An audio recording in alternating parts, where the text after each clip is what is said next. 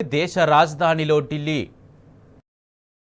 గా మారింది. కాలుష్య తీవ్రత అంతకంతకు పెరిగి ఎయిర్ క్వాలిటీ ఇండెక్స్ దారుణంగా పడిపోయింది.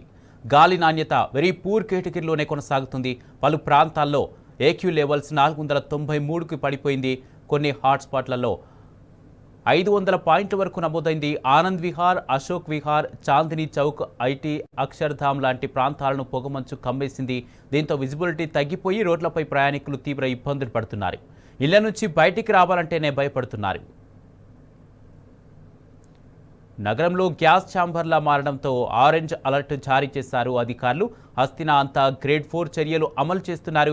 ప్రభుత్వ, ప్రైవేటు కార్యాలయాల్లో సగం మంది ఉద్యోగులు మాత్రమే ప్రత్యక్షంగా విధులకు హాజరవుతున్నారు.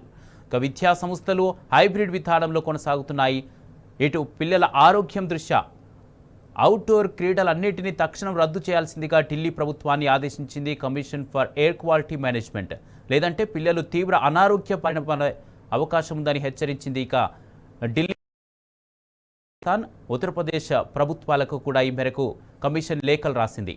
ఆరుబయట ఆడే క్రీడలన్నింటినీ రద్దు చేయాలంటూ సూచించింది.